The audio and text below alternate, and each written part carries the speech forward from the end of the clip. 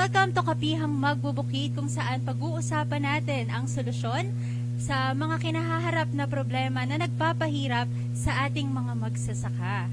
Kaya naman, i-welcome natin ang ating special guest na Amihan National Federation of Peasant Women Secretary General at spokesperson ng Bantay Bigas, walang iba kundi si Nay Cathy. Hello, Nay Cathy. Hello, Marina. Good morning. At good morning dun sa lahat ng sumusubaybay dito sa ating programa. Napakahalaga yung pag-uusapan natin ngayon dahil October, Peasant Month, panahon ng anihan, at ganun din ay kahit panahon ng anihan, nakita natin no, na napakamahal pa rin yung presyo ng bigas. So, napapanahon talaga itong pag-uusapan natin. At syempre, kasabay nung mga isyong kinakaharap natin sa usapin sa pagkain, krisis sa pagkain, ay nandyan yung ating solusyon. Maliwanag, malinaw natin ilalahad ang solusyon kung paano natin makakamit ang paano masusolusyonan ang krisis natin sa pagkain, at kasabay niyan, hindi lang naman krisis sa pagkain ang kailangan natin ibigay na solusyon, kundi paano mapapaunlad yung kabuhayan ng ating mga magsasaka. Tama. Ang pinaka-bottom line ay paano ba mapapaunlad, at may ginagawa kaya si BBM para paunlarin ang industriya no, ng palay at ang buong agrikultura. No? Kasi sa ngayon, BBM is giving bigas biglang mahal. No? Kaya naman nabanggit mo na din, Nay Cathy, na ang October ay Peasant Month, no? Bakit ba sineselebrate ng October ang Peasant Month ng ating mga magbubukid? Oo, Peasant Month dahil October 21 yung anniversary no nung ipinatupad ng dating Rehimeng Marcos na reforma sa lupa, o mas kilala sa PD 27. No, actually, Marina, 51 years na pala itong programa na to, pero kung titiknan natin sa loob ng 51 years, ano nga ba ang napala ng ating mga magsasaka dito sa programang binalangkas o ipinatupad ni Marcos Sr. Sa tala natin, sa tala ng mga magsasaka, ay nananatiling 7 sa 10 magsasaka ay walang sariling lupa. Hindi katakatakayan, Marina, dahil yung PD 27 na ipinatupad ng Rehimeng Marcos, si Senior, ay ang coverage lang nito ay rice and corn. Pangalawa dun sa coverage na rice and corn lang ay talagang dun mismo sa paano ipinatupad nito ay nagpamahagi pero walang suportang serbisyo na ibinigay sa ating mga magsasaka. Kasabay pa nung kawalan ng suportang serbisyo, no? Pinakilala pa niya yung Green Revolution, kung saan yung mga traditional seeds ng ating mga magsasaka na dating itinatanim nila na hindi kailangan ng patubig, hindi kailangan ng mga abono at pestisidyo, ay pinalitan ng hybrid para daw sa isang hektarya ay makaani ng 99 kabans, pero hindi nga masagana ang nangyari, Marina. Naging masaganang utang para sa ating mga magsasaka. Kaya dahil dyan ay kalakhan dun sa mga benepisyaryo ng PD 27 ay muling nabalik yung lupa sa mga Panginoong may lupa dahil nalugi sila, narimata, hindi sila nakapagbayad ng amortisasyon. Kaya yun, hindi katakataka na ganun nga ang nangyari, at eto na no, yung realidad na 7 pa rin sa 10 magsasaka ay walang sariling lupa. Na yung kawalan ng lupa ay isang malaking salik para sa attainment ng ating food security. No, tama. Yung kawalan ng lupa, no, ay kawalan din ng pagkain, hindi lang para sa mga magsasaka na lumilikha ng pagkain, kundi para sa ating lahat, no, na mamamayan na kailangan ng pagkain sa araw-araw, no. Sabi nga ni Cathy, no, walang sagana kay Marcos Sr., no, nung panahon niya, na nararanasan natin hanggang ngayon na nakaupo na ang kanyang anak na si Marcos Jr., hindi lang bilang presidente, kundi bilang Department of Agriculture Secretary. Oo nga, Marina, talagang sa buong kasaysayan ng ating bansa ay wala pang presidente na umupo sa isang ahensya. At ito lang si BBM, no, ay talagang naglakas loob na umupo bilang DA Secretary. Pero ano nga ba ang nangyari sa ating lokal na industriya, no? Tamang-tama yung ating tema na bigas biglang mahal dahil sa panahon ng kanyang panunungkulan ay kahit siya ay DA Secretary ay kitang-kita natin talaga yung pagsirit ng presyo ng bigas, at namamangha ang ating mga nanay. Alam mo naman yung mga nanay natin, sila yung nagbabudget, sila yung namamalengke, paikot-ikot yan sa palengke para maghanap ng murang bigas, no? Mababang presyo ng bigas. Pero yun nga, yung pangakong 20 pesos per kilo ay hindi na nga natupad, pero talaga naman tumaas ng umabot ng 52 hanggang 60 pesos per kilo yung ordinary yung bigas na talagang umangal, talagang napakalawak yung disgusto ng mamamayang Pilipino. Kaya naman para masabi lang na may magawa siya, naglabas siya ng Executive Order number 39, ito yung price cap, pero patuloy pa rin, no, yung price cap na ginawa niya ay mas ang biktima dito ay yung mga retailers at saka mga consumers dahil nananatiling napakataas at dun sa price cap ay talagang inabsuelto niya yung mga miller, trader, mga importers na sila yung pinagmulan nung napakataas na presyo ng bigas na napatunayan na talagang matindi yung hoarding at price manipulation sa butil ng bigas.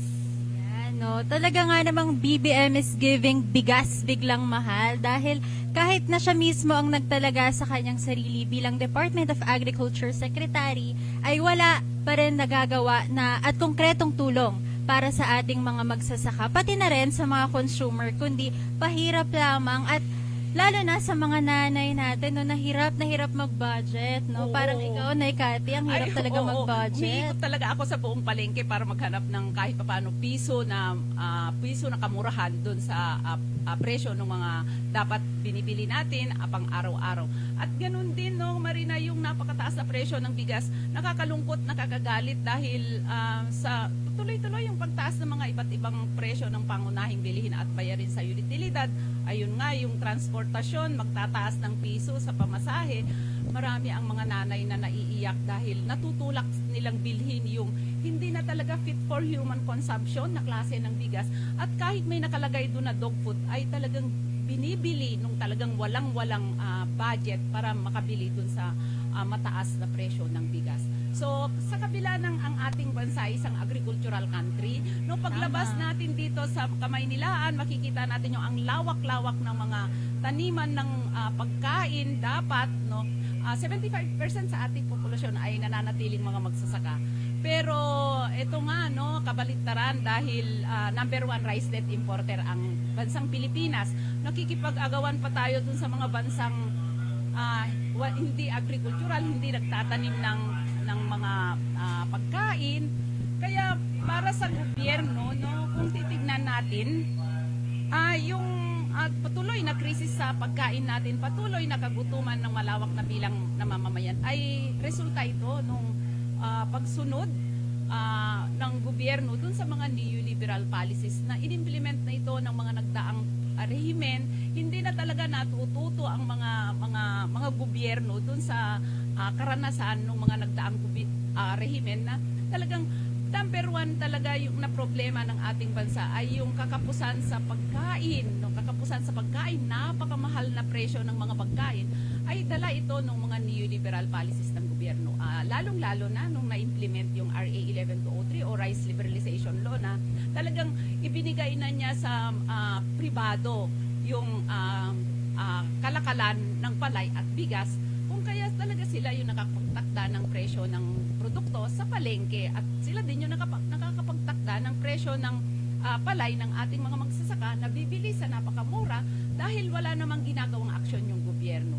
Kung wala talaga siyang nagagawang aksyon kahit nandyan yung NFA, kahit sinasabi na namimili ng NFA, ang binibili lang po ng NFA ay pang buffer stock na pang emergency at calamities na bawal mula nung naisabatas ang RA 11203 ay talagang bawal na siyang magbenta ng bigas sa merkado. Kaya nawala yung 27 at 32 pesos na dating ibinebenta ng NFA na ito sana yung magre-regulate dun sa presyo ng mga commercial rice sa palengke. Pero dahil sa batas na yan ay talagang tinanggal niya lahat yung regulatory power ng gobyerno at sa batas na yan nangako na gawin 25 pesos per kilo yung bigas. Pero kahit palang bahang-baha tayo ng imported na bigas, maabot ng 3.8 million yung ating imports. Meron pa tayong mga 94% ng food security. Napakamahal pa rin yung presyo ng bigas, no? Kaya kailanman ay itong mga neoliberal policies ay ang pangunahing biktima dito ay ang ating mga magsasaka at ang ating mga consumers, ang malawak na bilang ng mga consumers. Yan, Tama, no? Grabe, nakakapalpitate yung mga ginagawa ng gobyerno sa industriya ng bigas at palay. Grabe. Ikaw ba, Naikati, nagpapalpitate ka na din? Nakagalit nga ako tuwing ini-interview tayo ng mga media, talagang nandun yung galit ko kasi galing tayo sa pamilyang magsasaka. Ramdam natin yung hirap ng ating mga magulang na talagang alas 4 pa lang ay pumupunta na sila sa bukid, alas 6 sila babalik. Tapos baon pa talagang pagkatapos namin mag-ani ay walang matitira sa aming ani, no? Tamang-tama lang sa pambayad ng utang. Kailangan namin bayaran yung utang para sa susunod na mga panahon ng pagtatanim ay muli kaming makakautang, no? So yun yung cycle ng buhay ng ating mga magsasaka. Mangutang para makapagtanim, magbayad ng utang para makapangutang ulit sa susunod na pagtatanim.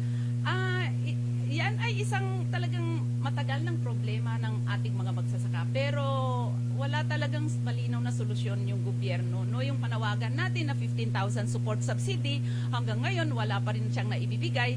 Namimigay siya ng 5,000 pesos mula dun sa RCEP o yung Rice Competitive Enhancement Fund. Pero alam mo ba ang nakakakuha lang dun? Yung mga magsasaka na 2 hektarya, 2 hanggang 1 o 2 hektarya pababa yung kanilang sinasaka. So yung kung meron kang 2.2 hectares pataas ay hindi ka na bahagi, no? Pangalawa ay Diyos ko, ang mahal-mahal ng interes, ang mahal-mahal ng dahil sa liberalize yung ating industriya sa agrikultura. Tuloy-tuloy yung pagtaas ng presyo ng mga lahat ng pangangailangan ng ating mga magsasaka.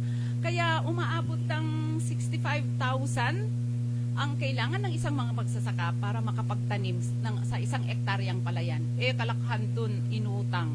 Kaya pagkaani ay talaga naman bayad utang lang. At sa panahon ng climate change, may mga magsasaka, mga member ng amihan na dahil sa siyempre nabubuhay sila sa utang. So mangutang para makapagtanim, sunod-sunod yung kalamidad. Tagtuyot, tapos after 1 year naging tagbaha, alam mo, hindi sila nakabayad ng kanilang utang at kinasuhan sila ng usurer o yung nagpautang sa kanila sa kanilang lugar at kamuntik silang makulong dahil talagang wala naman talaga silang pambayad. Anong gagawin? Gustuhin man nilang magbayad, wala talagang pambayad dahil nasira yung kanilang mga pananim. So ang ginawa natin, syempre tinulungan natin na magpadala ng lawyer para ayusin at kahit papaano nakatulong yung lawyer at hindi sila nakulong at kasabay niyan ay nagkaisa na tawag mo doon yung kapital na lang ang kanilang babayaran. So ganun talaga at nangyayari yung mga ganun, Marina, hanggang ngayon na talaga naman hirap na hirap yung ating mga magsasaka.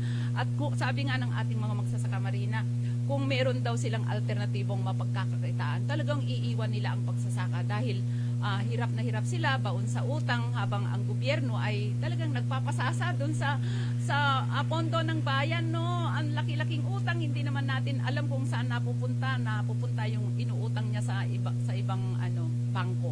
Tapos So, ganun pasyal na pa ng lang. pasyal si BBM Oo. kung saan-saan. Oo, Talaga panay nga pa ang naman. pasyal niya. At saka yung confidential intelligence fund din, nagagalit talaga ang mga magsasaka niyan. Dahil inuuna niya yung confidential intelligence fund. Para saan ba yun? Sa karanasan, yung mga militar ay talagang problema yung idinudulot nila sa ating mga magsasaka.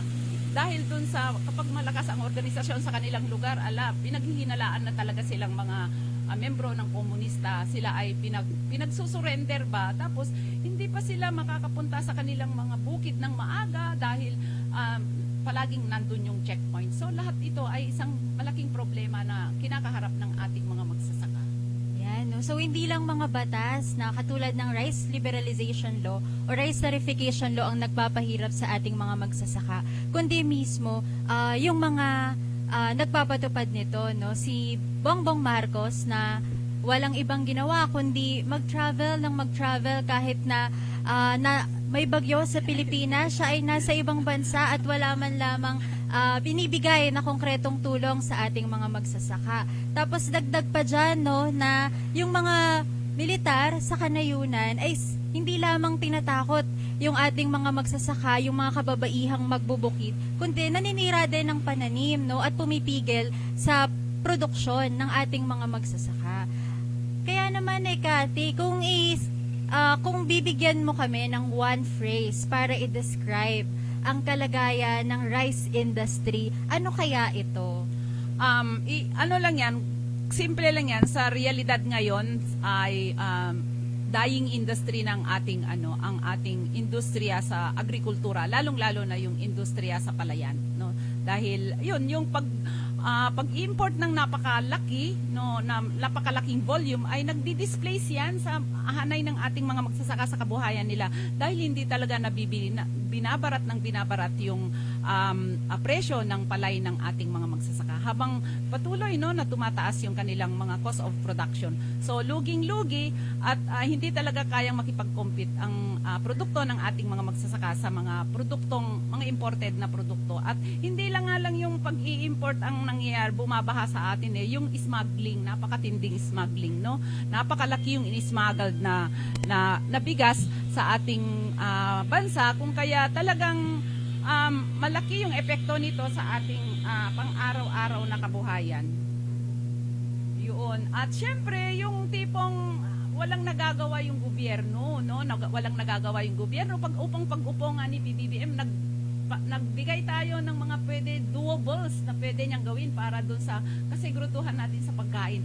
Pero talaga naman, kitang-kita mo kung sino talagang pinapanigan ng gobyerno. Walang iba kundi yung mga importer, mga talagang malalaking negosyante sa industriya ng agrikultura, mga importer, at syempre yung pagyakap niya sa mga neoliberal policies. Katulad na lang yung patuloy na pagpapatupad niya ng World Trade Organization, Agreement on Agriculture, yung RA 11203 o yung Rice Liberalization Law, at ganun din yung RCEP, yung Regional Comprehensive Economic Program Partnership, na ito yung magre-resulta ito ng pagpatay dun sa ating lokal na industriya dahil wala naman tayong matatag na industriya para ipangtapat dun sa mga imported na produktong dadalhin dito na aabot pa, tinitignan pa na hanggang zero tariff yung mga produktong dadalhin dito sa ilalim ng RCEP o yung Regional Comprehensive Economic Partnership. At ang matindi, Marina, yung tuloy-tuloy na implementation nitong RA 11203 o yung Rice Liberalization Law. Biro mo nga ay talagang sa loob ng halos 4 na taon implementation nito ay ang datos ng Bantay Bigas at ng Amihan at ng Kilusang Magbubukid ng Pilipinas ay umabot sa 251 billion ang pagkalugi ng ating lokal na industriya dahil dun sa tuloy-tuloy na bumababa yung farm gate price ng palay ng ating mga magsasaka habang tuloy-tuloy naman yung pagtaas ng presyo ng bigas sa merkado. Kaya talagang disbalanse, no? Napaka-disbalanse yung ekonomiya natin na talagang pabor na pabor sa mga dayuhang negosyante at saka malalaking negosyante na talagang siyang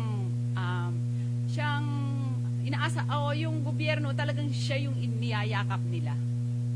Rice Liberalization Law, patuloy na pagpapatupad ng mga batas na sumusuporta sa World Trade Organization, sa mga patakaran ng World Trade Organization, ay talaga nga namang patunay na neoliberal policy leads to dying industry na nararanasan ng ating mga magsasaka, pati na rin na nakakaapekto sa ating mga consumer. Oo, tama yan, Marina, at sabi nga ng ating mga magsasaka dahil sa neoliberal policies ay yung mga produktong nilikha nila ay kapag naging ibang produkto na ito, gaya ng bigas, yung palay na ibinenta nila, kapag naging bigas na ito, hindi na nila kayang bilhin dahil napakataas na ito. Ang mga kamatis, yung kamatis na itatapon kapag peak season, kapag naging soy sauce, kapag naging tomato sauce na yan, hindi na kayang bilhin ng ating mga magsasaka dahil wala talagang industriya na itinatayo ng gobyerno para paunlarin yung ating kanayunan. Yan. So kung sa mga magsasaka, sila mismo yung lumilikha ng ating pagkain pero hindi nila ito mabibili. Sa ating mga consumer naman, ay yung mga nasa merkado, hindi naman for human consumption dahil sa matagal na itong nakastock mula sa pagiging imported nito. Sa lahat ng mga nararanasan ng mga magsasaka, ng mga consumer, ano yung solusyon dito, Cathy, sa problemang ito sa bigas at sa pagkain sa ating bansa? Oo, actually ang mga magbubukid ay hindi lang naman nananawagan ng pagbabasura ng isang batas, no. Kagaya nung matagal na natin panawagan na ibasura yung RA 11203 dahil kitang-kita natin kung paano niya sinalanta yung kabuhayan ng ating mga magsasaka at patuloy na napakataas na presyo ng bigas. Kaya nung umupo nga si PBBM, nagbigay, sabi nga ko nga kanina, nagbigay tayo sa kanya ng mga doables na pwede niyang gawin para matulungan yung industriya natin sa agrikultura, lalong-lalo na yung palay. Pero hindi niya nagagawa yan. Sa bahagi ng mga magsasaka ay meron tayong food security bill, Marina. Ito yung GARB o Genuine Agrarian Reform Bill na naglalayong ipamahagi ang mga magpapamahagi ng libreng lupa sa ating mga magsasaka, no? Tapos meron din tayong RIDA o yung Rice Industry Development Act na naglalayong pangunahing layunin din nito ay yung palakasin yung ating lokal na industriya sa palay at ganun din yung kailangan ibasura yung mga patakarang neoliberal at kailangan talaga palakasin yung ating lokal na industriya sa palayan sa pamamagitan ng mga support subsidies sa mga magsasaka at support subsidy ng gobyerno sa pamimili ng palay ng mga magsasaka sa presyong talagang makatarungan, hindi yung kagaya ngayon na barat. At ganoon din ay talagang kailangan mag-subsidize ang gobyerno ng presyo ng bigas sa merkado para maging available at affordable ito sa malawak na bilang ng mga mamamayang Pilipino. Ang mga magsasaka din naman natin ay mga consumers yan. After 1 month nung pag-aani nila ay bibili na yan ng bigas para sa kanilang mga konsumo. So, biktima sila dun sa napakataas na presyo ng bigas. Kasabay niyan ay kailangan talaga, kasabay nung Rice Industry Development Act ay kailangan talaga ng talagang post-harvest facilities, no, sa ating mga magsasaka, ensure yung post-harvest facilities, lalong-lalo na yung usapin sa irigasyon. Alam mo, umaabot lang ng 1.7 million ang naaabot ng irigasyon sa 3 million, no, 3 million hectares of rice land na irrigable land sana. So yung 1.3 ay umaasa sa tubig ulan at isang beses lang makapagtanim. So kung malagyan yan ng patubig, yung 3 million na yan, ay dalawang beses makapag-ani yung ating mga magsasaka sa average yield na 4 tons per hectare, maging 8 tons na yan times 3 million, aabot ng mga 25 billion metric tons ang aanihin ng ating mga magsasaka na kapag kinonvert natin ito sa palay, ay aabot ng almost 16 million metric tons na bigas. At lampas-lampas yan para sa pangangailangan ng mamamayang Pilipino. Irrigation pa lang yun kung lagyan mo pa ng post-harvest facilities. At para hindi malugi ang ating mga magsasaka, i-ensure talaga na gobyerno dapat ang bibili dun sa mga produkto ng ating mga magsasaka para sa ganun ay maganahan naman silang magtanim, no? At maging tuloy-tuloy yung kanilang pagtatanim para sa pangangailangan ng ating mamamayang Pilipino. At hindi lang yan, dapat talaga ma-ensure din yung mga industriya sa kanayunan para yung produkto ng ating mga magsasaka ay ipoproseso na sa kanayunan para yung kanilang mga anak hindi na pupunta dito sa kalunsuran na maghanap ng trabaho. Ang dami-daming mga labor force sa kanayunan na hindi na ma-maximize dahil hindi talaga hindi na de-develop yung ating kanayunan. Grabe, sobrang makatwiran ng mga panawagan at solusyon, no, ng mga magsasaka mismo sa problema sa bigas, no? At hindi naman ito makasariling solusyon lang, no, para sa mga magsasaka, kundi para ito sa ating lahat dahil ang problema ng mga magsasaka ay problema rin ng mamamayang Pilipino dahil malapit sa sikmura ang nararanasan natin pare-pareho, no? Kung sabi nga ni Nay Cathy, no, kung magkakaroon lamang ng irigasyon tapos susuportahan pa yung talagang lokal na produksyon at pagpapaunlad ng industriya sa kanayunan, ay makakamit natin yung kasapatan sa pagkain kung saan hindi na natin kailangang pang umimport ng umimport. Hindi katulad ng ginagawa ngayon ng presidente natin na si Bongbong Marcos Jr. No? Ano ba yung inyong mga panawagan, lalong-lalo na para sa industriya ng bigas at palay? Oo, ito yung iba't ibang panawagan ng ating mga magsasaka at hindi lang para sa mga magsasaka ito, Marina, para sa buong mamamayang Pilipino. Tama. No? Yung kasiguruduhan sa pagkain ay hindi lang para sa mga magsasaka, kundi para sa buong mamamayang Pilipino. Kaya nga nananawagan tayo sa mga nakikinig ngayon sa iba't ibang sektor ng ating lipunan na maging bahagi dun sa kampanya ng ating mga magsasaka na tanging sa pagpapatupad ng tunay na reforma sa lupa, pagsasabatas ng Rice Industry Development Act, masusolusyonan yung ating krisis sa pagkain at kasabay niyan ay yung pagtatayo ng mga batayang industriya sa kanayunan para naman sa pagpoproseso no dun sa ating mga surpluses o yung produkto mismo ng ating mga magsasaka. At yung mga iba't ibang panawagan namin sa buong buwan ng Oktubre, Marina, ay ito yung itigil ang pangbabarat sa presyo ng palay ng ating mga magsasaka, bilhin ng gobyerno ang palay ng mga magsasaka natin sa hindi bababa sa 20 pesos per kilo at dapat ay luwagan niya yung pamimili nito kasi hindi kaya ng ating mga magsasaka yung hinihingi ng NFA na 14% dry at 100% clean dahil sa kawalan ng post-harvest facilities. Pangalawa ay di syempre gawing abot kayang presyo ang bigas. Ang dami-daming nagugutom. No? Talagang ito na yung matinding panawagan ng malawak na bilang ng mamamayang Pilipino. No? At ang yung usapin sa presyo ng bigas ay isang political issue, Marina. Tama. Biro mo dahil sa napakataas na presyo ng bigas at walang ginawa ang rehimeng Marcos, simpleng pagpapataw ng Executive Order number 39 na hindi naman bumaba, ay bumaba yung kanyang rating, no? Siyempre, naniningil tayo doon sa pangako niyang 20 pesos per kilo, no, na hanggang ngayon wala pa rin.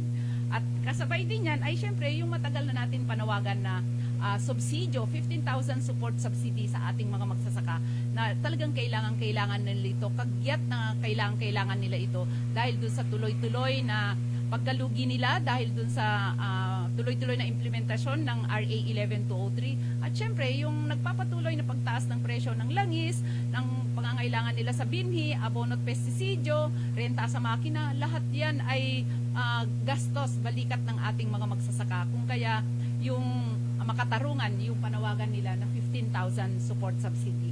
At ganun din yung pagbuwag dapat sa mga rice cartel. Nakita na natin no yung epekto nitong September na kung saan may price manipulation, boarding, dulot ng rice cartels. Kaya naghihintay tayo kung sino ang ipukulong ng rehimeng Duterte. Sana may dito makulong. sa mga natuklasan nilang mga hoarder at mga smugglers, no? At ganun din ay dapat buwagin din ni PBBM yung sabwatan diyan sa Department of Agriculture kasi hindi nangyayari itong smuggling, hindi nangyayari itong mga price manipulation. Kita mo naman yung bigas, yung bawang, yung sibuyas, no, na talagang asukal, na talagang all-time high, pero walang nagawa yung gobyerno dahil may kasabwat sa loob ng Department of Agriculture, no? At gaya na nabanggit ko kanina, yung pagbabasura dun sa mga neoliberal policies na hanggang ngayon ay yakap-yakap ng gobyerno. Kaya yung mga ganitong panawagan ay magkaisa tayo, hinihimok natin, nananawagan kami sa iba't ibang sektor ng ating lipunan, lalong-lalo na yung mga kabataan, dahil alam namin na ayaw nyong ipamana yung ganitong sistema sa inyong magiging anak. Kaya tuloy-tuloy natin magkaisa tayo, palakasin ang ating organisasyon, maging bahagi dun sa mga kampanya ng mga magbubukid para itulak ang gobyerno na ang mga batas na kanyang i-implement, ipapatupad ay yung talagang makamamamayan at makamagsasaka at makamagsasaka na ang pangunahing tunguhin nito ay yung pagkakamit ng kasiguruduhan natin sa pagkain, no? Yung self-sufficiency sa ating pagkain dahil kaya naman dikhain ito kung nandun lang yung political will ng gobyerno. Yan, no? Malinaw na malinaw mga coffee bodies, no, na kung ipapatupad ang tunay na reforma sa lupa ay magkakaroon ng pagkain para sa ating lahat, no? At hindi lang pagkain para sa ating lahat, kundi mas maunlad na industriya, hindi lamang ng palay at bigas, kundi ng agrikultura, no? Kaya naman para magising, no, hindi lang yung mga hindi pa nagkakape, kundi maging si Bongbong Marcos Jr. Pwede ba tayong mag-chant ng mga panawagan natin? Okay, No? ano yung chant natin? Oo, tunay na reforma sa lupa. Ipaglaban! Ipaglaban. Tunay na reforma mula sa lupa. Lokal na produksyon. Hindi importasyon. Hindi importasyon. Lokal na produksyon. Presyo ng palay, Itaas, itaas. Presyo ng bigas, Ibaba, ibaba. ibalik yung mandate ng NFA sa yung function nito na mag-regulate ng presyo ng bigas, ibalik yung 27 at 32 pesos na presyo ng bigas sa palengke nang sa ganun ay makabili yung malawak na bilang ng mamamayang Pilipino. Ayan. No? Maraming salamat na Cathy sa pagbibigay ng oras. Naku, nakakalungkot. Tapos na yung ating coffee session. Ubus na Ang rin yung bilis aking naman kape. pala yung coffee session Kaya natin. nga no, grabe ang husay ni Nay Cathy magpaliwanag, no? Sa loob lamang ng ilang minuto na ipaliwanag niya ang buong problema ng industriya ng bigas, no? Maraming salamat din sa ating mga taga-subaybay. Wow, talaga nga naman, no? Na tumutok sa episode 1 ng Usapang Palay at Bigas ng Kapihang Magbubukid, no? Sino kaya yung ating susunod na makakakwentuhan sa mga bumabalot na problema sa ating mga magsasaka over coffee? Kaya naman samahan nyo kami ulit next time sa Kapihang Magbubukid at alamin natin, pag-usapan natin ang solusyon sa mga problemang nagpapahirap sa ating mga magsasaka. See you! Maraming salamat!